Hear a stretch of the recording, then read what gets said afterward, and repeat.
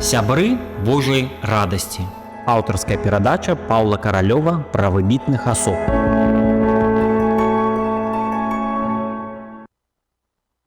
Хвала Христу! У студыі Павел Каралёў, і мы пачынаем чарговы выпуск праграмы цыклу «Сябры Божьей радости». Мы будзем з вами размаўляць пра асобу, якая была ў цэнтры беларускага руху у пачатку 20-го стагоддзя, сярэдзіны 20-го стагоддзя, першая палова 20-го стагоддзя. Гэта Адам Станкевіч. Пра яго кажуць, што гэта рыцар беларускага адраджэння. Так пра яго казаў даволі вядомы філосаф Владзімір Конан. Пра яго казалі наступнае, што Леў Гарошка, знакаміты святар, казаў: Адам Станкевіч адзін з найбольш дзейсных змагароў на беларускай рэлігійнай ніве. І ў наш час яго часам называюць званар незалежнасці. Так ці іначай, Адам Станкевіч – гэта сімвал духоўнага адраджэння беларускага народу. І, канешне, пра гэтую асобу вельмі важна нам ведаць, бо ён рабіў вельмі шмат усяго. Але пачнем мы з таго, што нарадзіўся наш герой у 1891 годзе на Куццю 24 снежня таго 1891 года. Такі святочны час, гэта было па старому стылю, гэта дата. У той жа час, толькі ў іншы год, але таксама на Куццю нарадзіўся наш славуты Адам Міцкевіч, таму дата даволі адметная.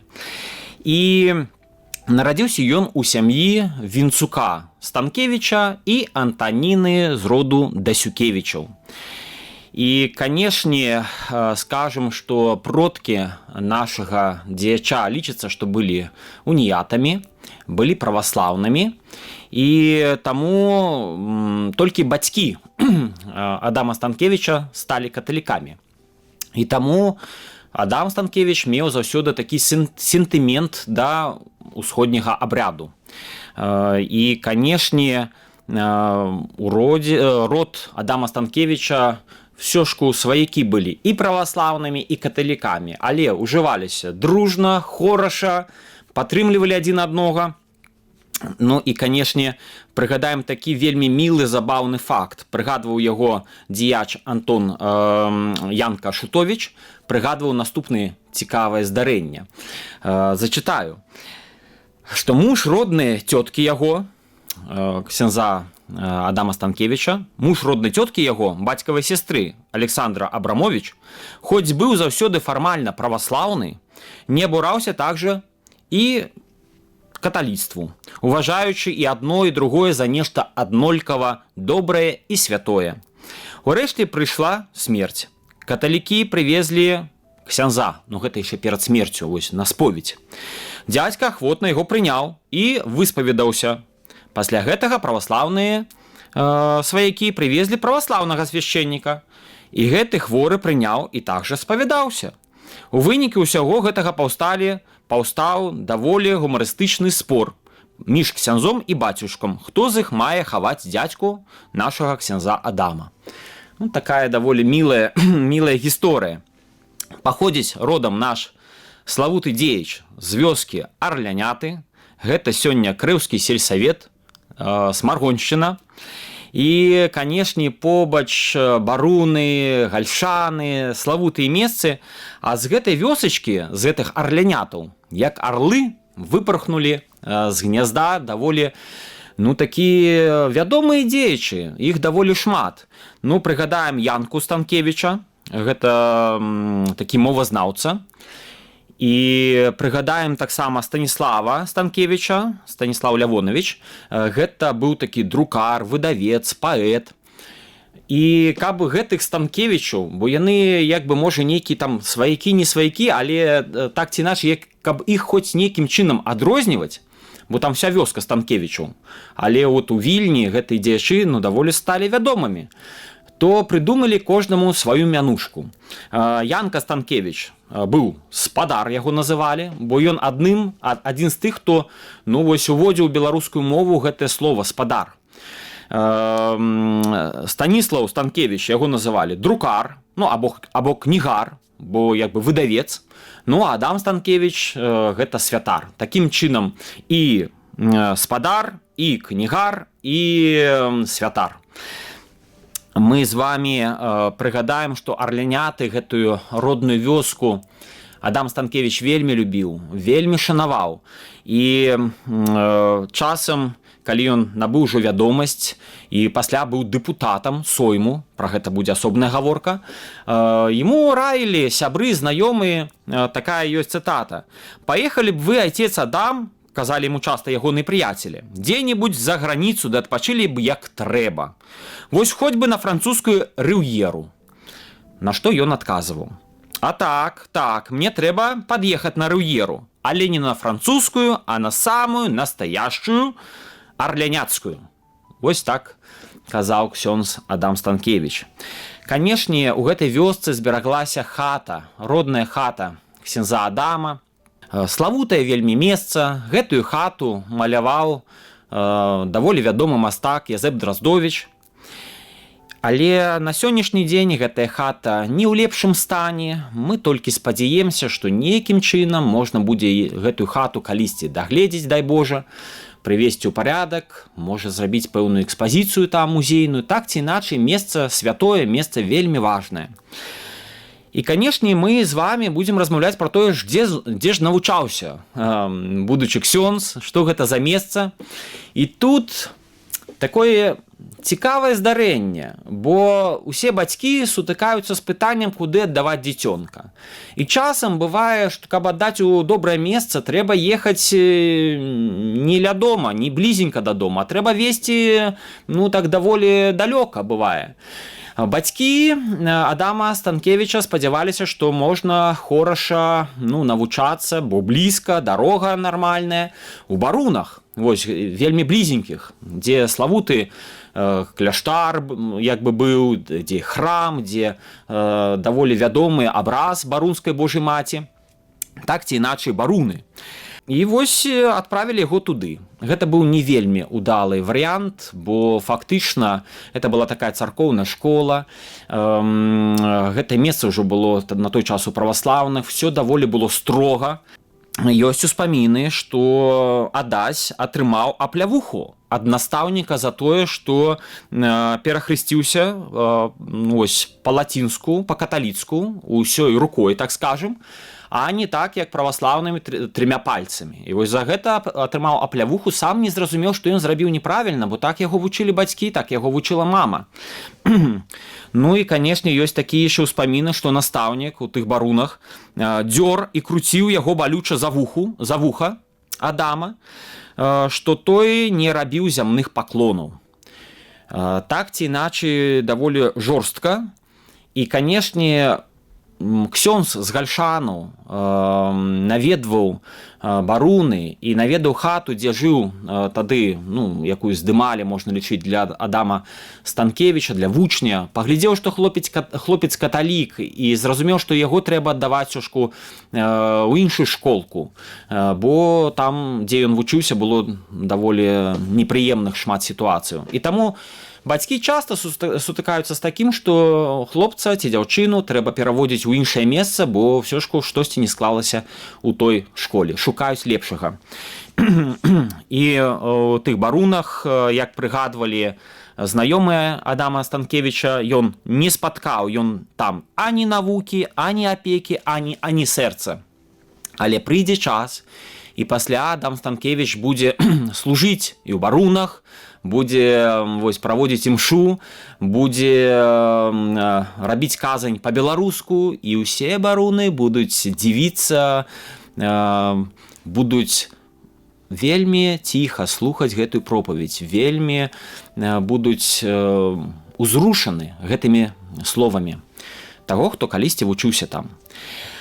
І ў гальшанах ён вывучае рэлігію. Вось асаблівае ўражанне пакідаў на малога Адама. Гэта, канешне, славуты касцёл Яна Хрысціцеля. Гэта такая перліна гальшанаў. Унікальны помнік, які яшчэ будаваны за сапегамі. які апеў наш славуты Владимир Караткевич ужо блізка да нашага часу.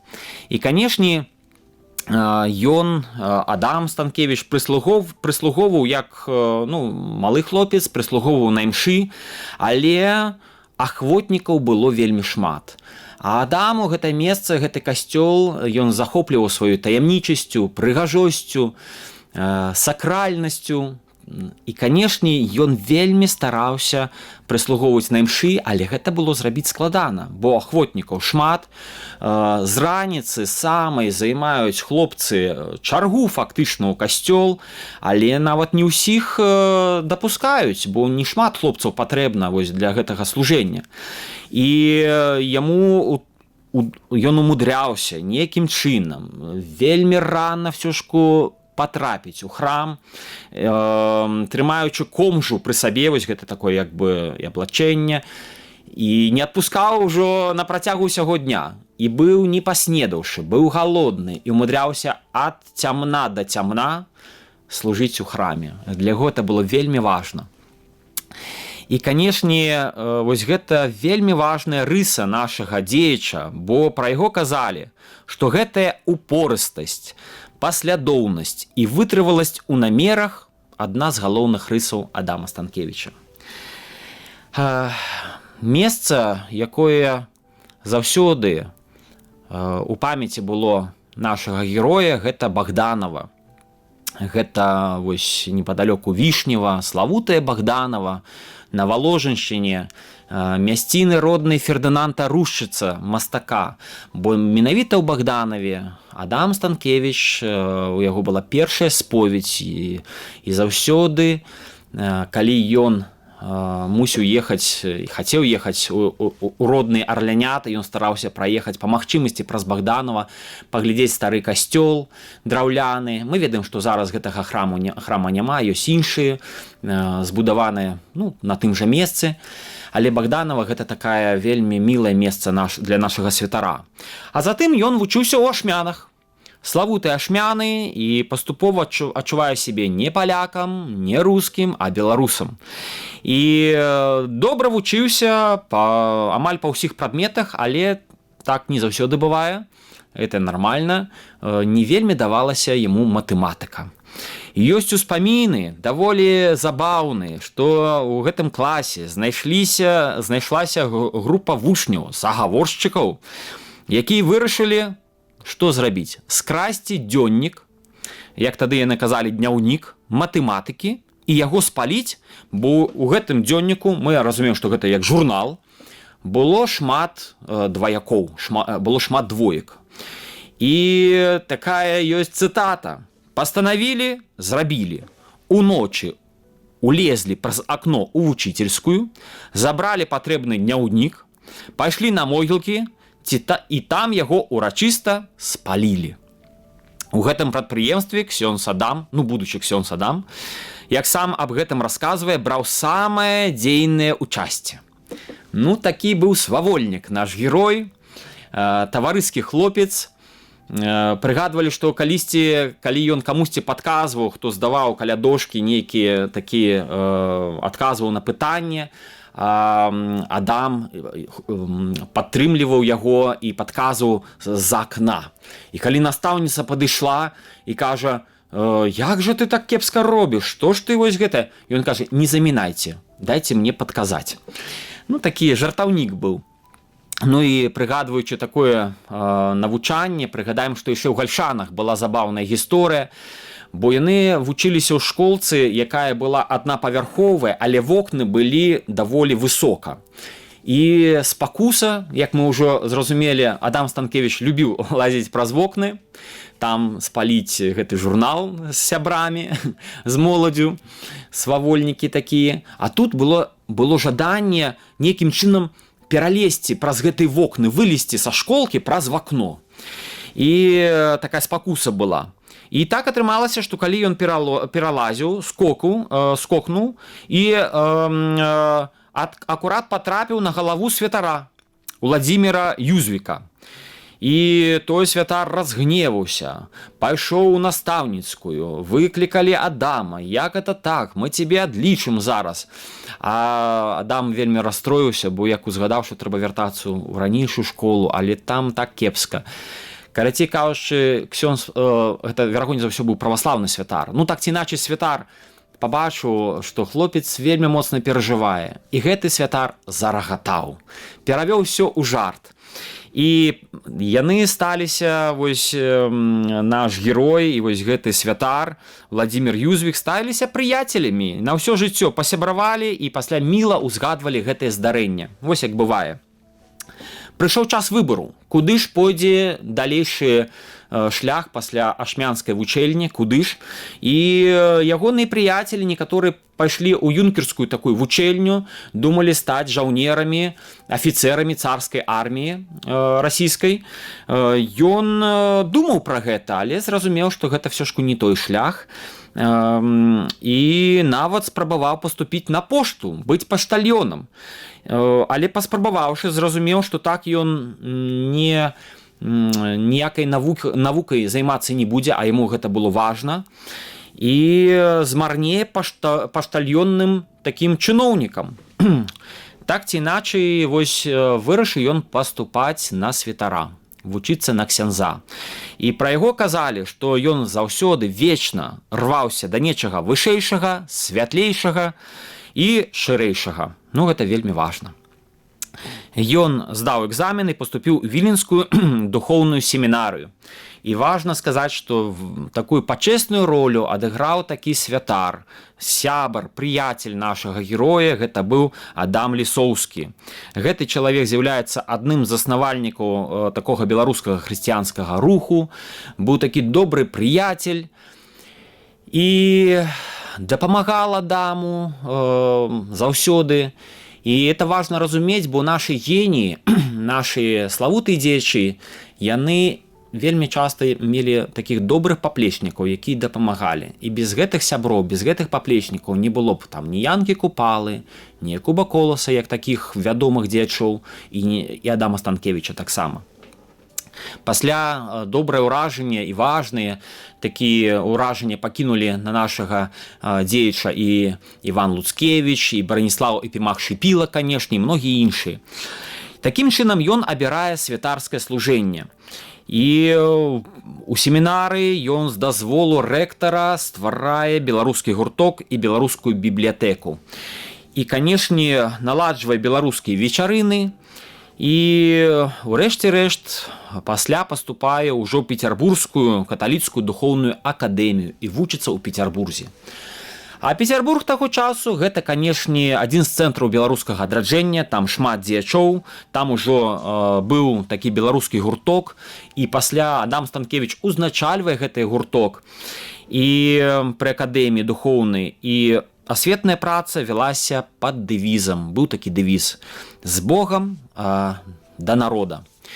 І у той час у Пецярбургу жылі, працавалі, вучыліся Браніслаў Тарашкевіч, Клаўдзію Душ-Душэўскі, Тамаш Грыб, Язэп Варонка і многія іншыя.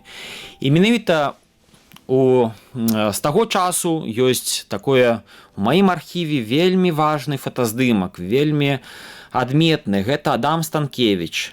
Вось, бачым, тут ужо ў святарскім аблачэнні, але вось яшчэ няма крыжа. Ну, так ці іначай, фота віленскага перыяда і пецярбургскага перыяда, яно збераглося, і можам убачыць, як выглядаў наш класік. І, канешне, у Петраградзе пасля стварылася такая беларуская хрысціянская дэмакратычная злучнасць. І гэта быў пачатак такой партыі наступнай, хрысціянскай дэмакратычнай беларускай. І ў гэтай злучнасці актыўны ўдзел прымаў Адам Станкевіч, канешне. Ён жа у Пецярбурзе тады атрымлівае такую ступень кандыдата кананічнага права, мусіць пісаць дысертацыю далей, мусіць станавіцца магістрам, але гэтая справа ў яго не пайшла, бо ён фактычна вырашыў, што шмат іншага важнага, куды трэба прыкласці свае намаганні, але не ў гэтую такую, архіўную, руплівую працу. І яму сябры казалі: не будзеш магістрам, давай, можа, працуй. Ён кажа, ліха яго бяры, надта той магістр мне патрэбны. Казаў Адам Станкевіч, казаў, што важных справаў і так даволі шмат, то трэба рабіць іншыя.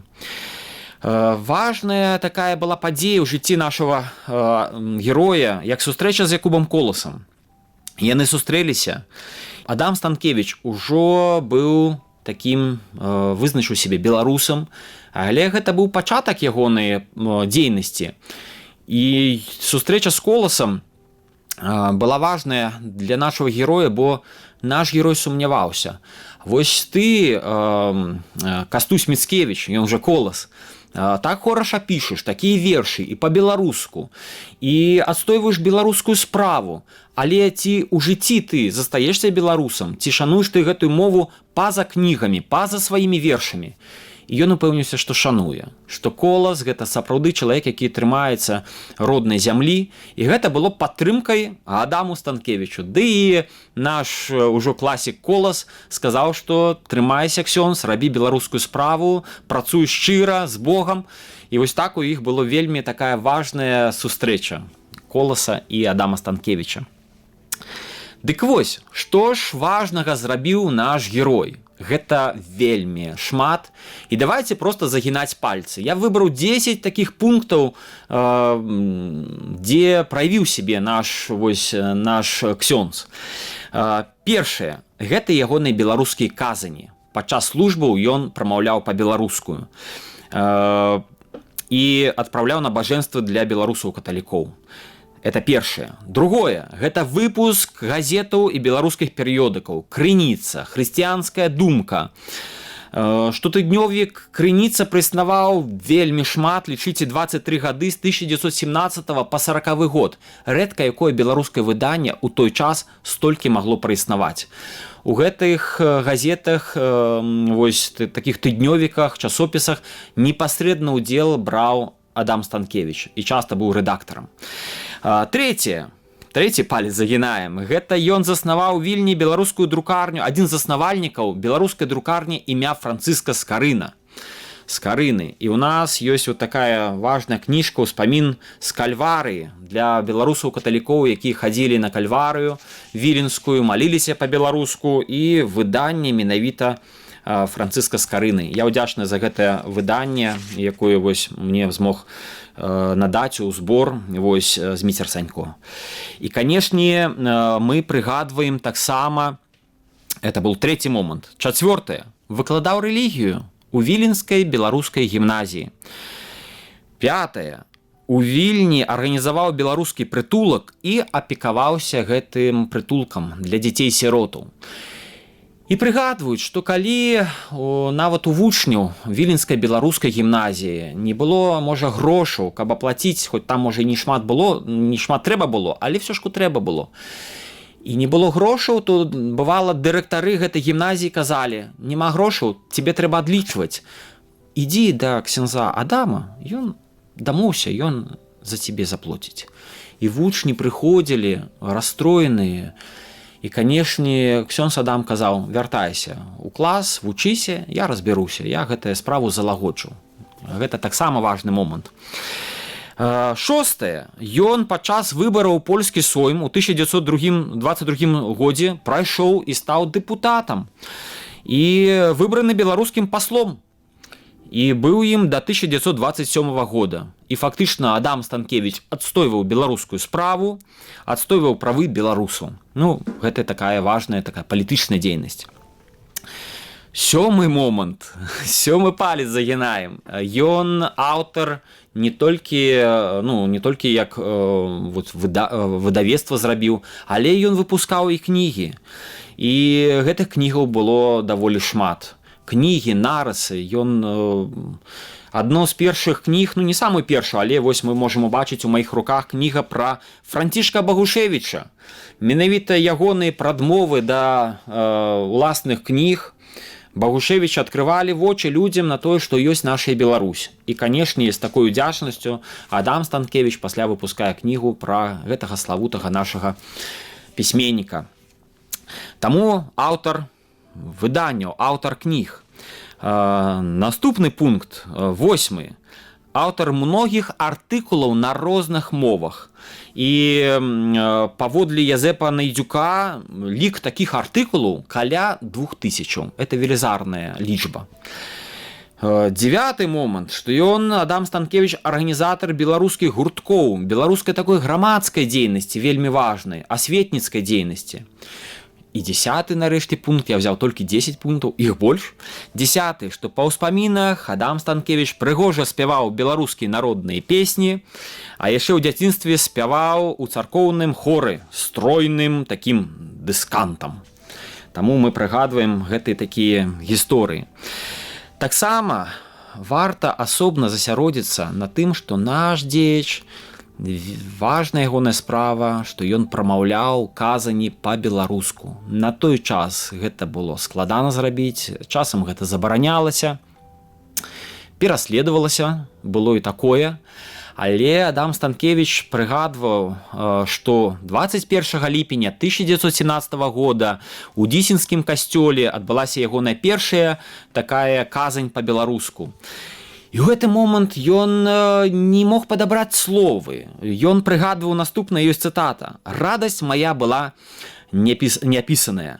Хацелася плакаць, як малому дзіцяці. Мне было цяжка сабраць свае думкі ў парадак і падаць іх пад закон логікі. Тоўпіліся яны, мітусіліся ў галаве маёй, як пшчолкі ў роі сваім, а радасць балюча ціснула маё сэрца». Вось так ён нечакана зразумеў, што можна прапаведаць па-беларуску, атрымаў дабраславенне. І, канешне, кажа далей: «Я толькі помніў тое, што бадай нічога не помніў. Я не ведаў, аб чым я гаварыць маю. Урэшце на амбоне помню зараз ад слоў псалмісты Божага Давіда распачаў і такія радкі псалма 117. «Не загіну, але жыць буду і разгалашаць буду хвалу Божую». І ён казаў пра васкрашэнне беларускага народа, пра ягонае сацыяльнае адраджэнне. І, канешне, людзі адрэагавалі вельмі адметна. Людзі пачулі беларускую мову, якую там спрадвек не чулі фактычна. І вось як яны адрэагавалі, цытата: «Пачуўшы словы мовы роднай, так пагарджанай дагэтуль, твар слухачоў ажывіўся, заяснеў, запанавала святая цішыня. Кожнае слово слухачы, здаецца, жыўцом глыталі. Узрушэнне маё сардэчнае хутка удзялілася ўсёй велізарнай грамадзе слухаючых. І нямую ціш у касцёле замяніў нічым не ўстрыманы плач галосны. Ліліся слёзы ручаём з вачэй гаротнага паднявольнага беларуса, слёзы дзяцей пры баку свайго роднага бацькі». Вот так людзі адрэагавалі на народную мову і на словы праўды Адама Станкевіча. І, канешне, пра кнігі важна сказаць Адама Станкевіча асобна. Яго найпершая кніга «Доктар Францішак Скарына», першы друкар беларускі. 400-годдзе беларускага друку адзначалася ў 1925 годзе. Выходзіць такая выдатная кніга, якая вось ёсць у маім зборы, дзякуй вялікі такому нашаму беларускаму археолагу Сергею Тарасаву. І, канешне, прыгадаем, што ў яго ёсць кніга і пра матулю, пра маці. І кніжка увагі аб дастойнасці і значэнні маткі 1940 года. І трэба сказаць, што ён з вялікай пяшчотай ставіўся да сваёй матулі, Антаніны.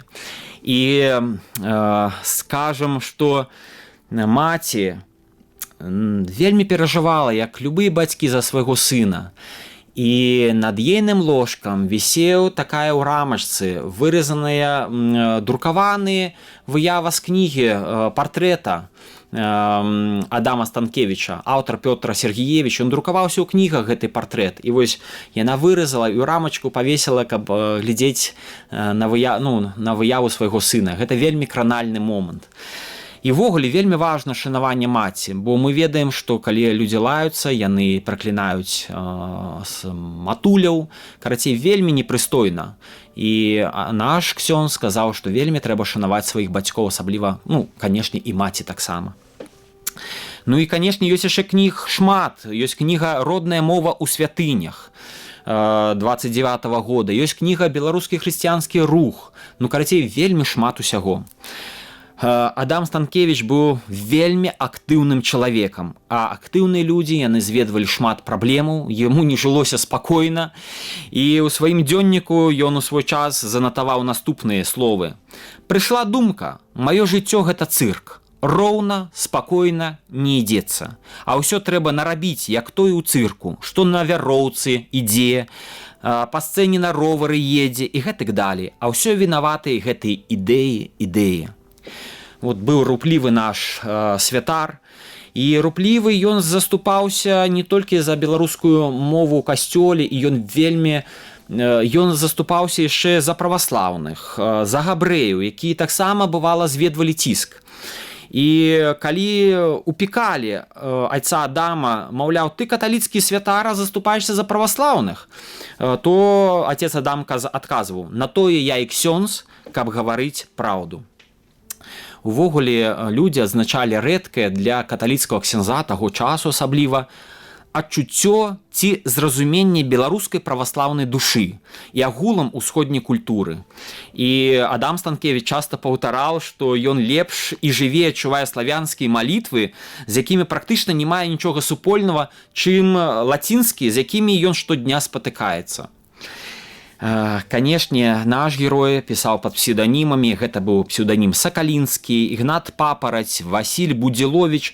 Чаму пад псеўданімамі? Усё вельмі проста, бо мог зведваць за свае пазіцыі, за сваю такую крытыку справядлівую, мог зведваць ціск і пэўныя рэпрэсіі нават у міжваеннай Польшчы. І, канешне, у рэшце рэшт, у 1938 годзе адбылася ягоная высылка. Яго, скажем, загадали выезжаць з Вільні, нельга было заставацца, і мусіў ад'ехаць ад галоўнага асяродка беларускага такога руху. І ў сваіх дзённіках Адам Станкевіч пісаў: а ўсё ж прыемна пацярпець за родную вялікую беларускую ідэю. Ён крытыкаваў касцёльныя ўлады Польшчы, перш за ўсё за паланізацыю беларусаў, і, канешне, за гэта было шмат у яго канфліктаў, але чалавек адстойваў сваю пазіцыю. І было яму непроста. У сваім дзённіку ён адзначаў: наслалі поўна шпікоў, якія дапытваліся ў сялян, што я рабіў, што гаварыў, ці збіраў людзей. А газета «Крыніца», якую рэдагаваў ксёндз Адам Станкевіч, зведала на працягу сваёй гісторыі па ягоных падлікаў 58 канфіскацый. Вот такі ціск быў.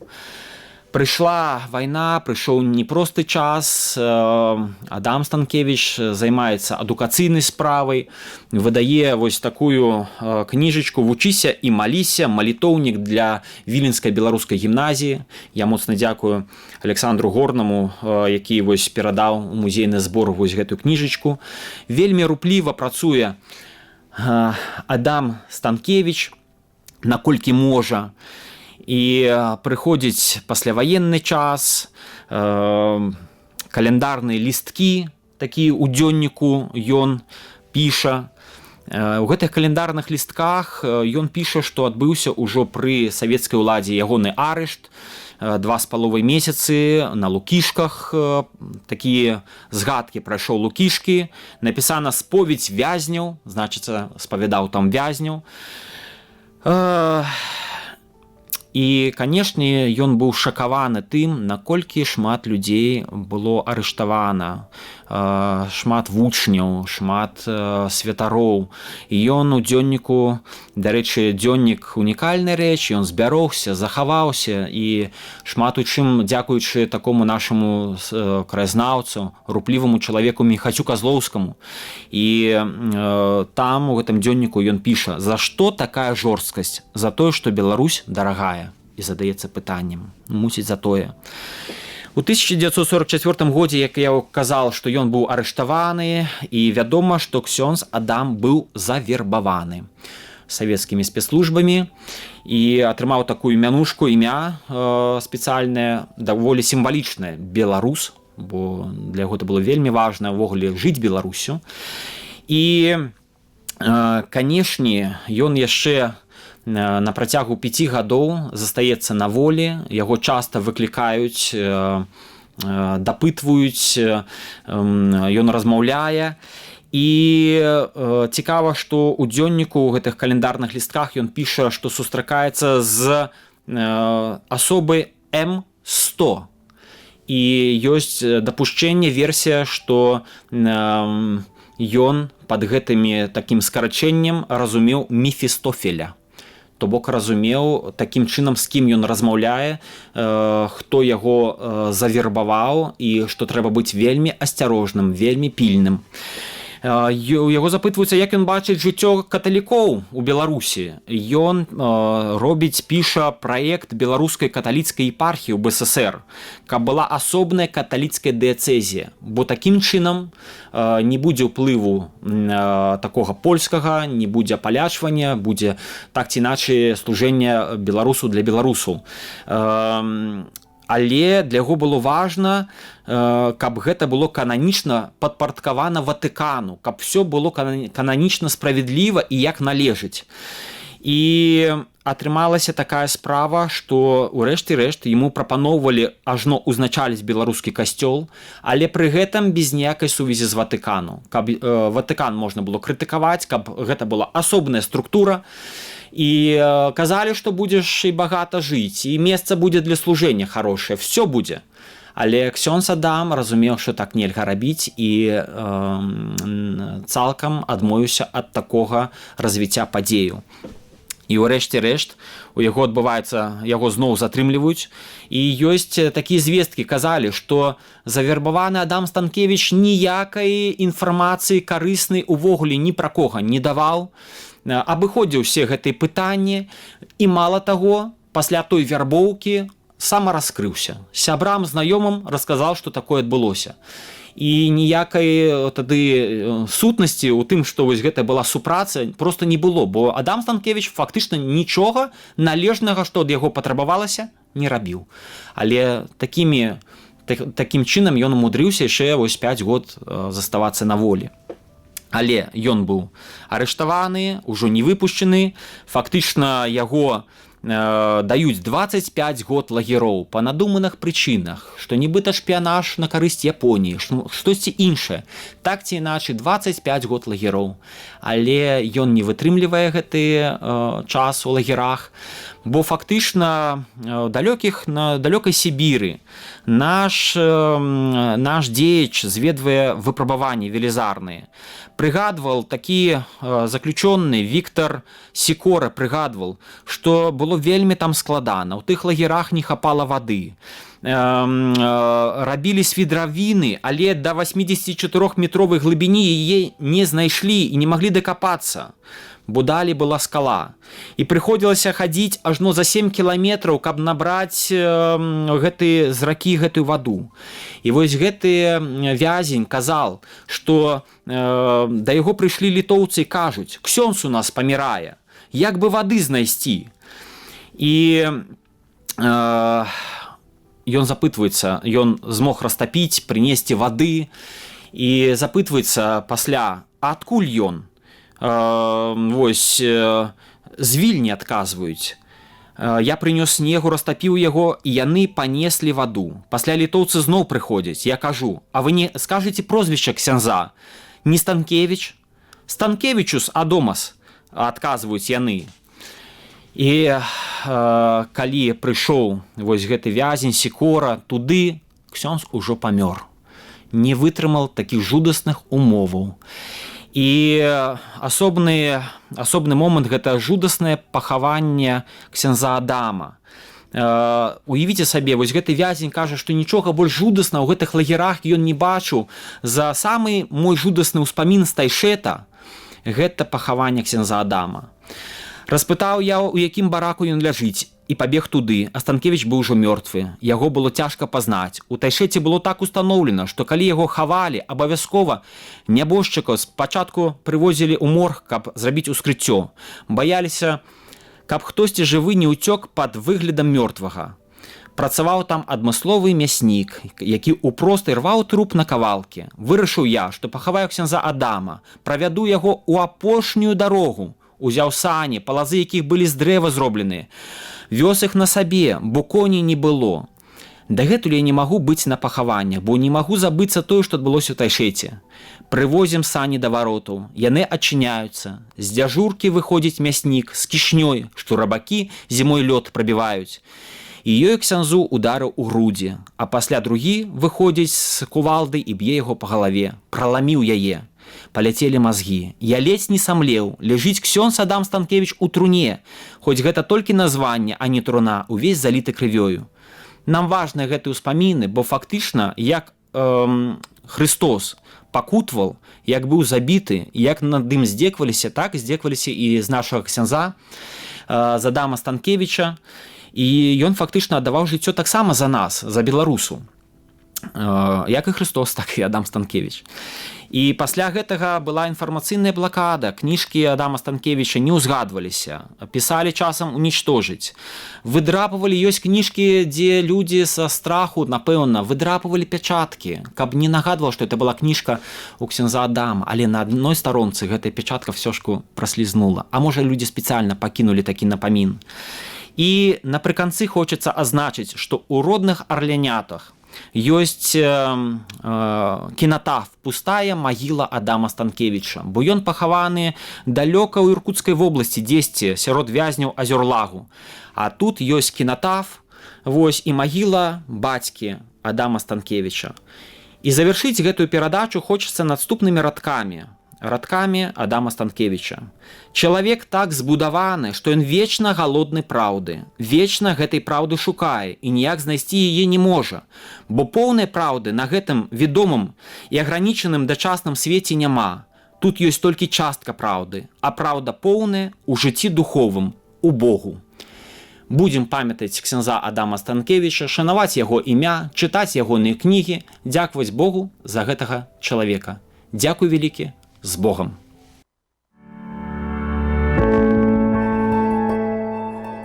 Сябры Божай радасці.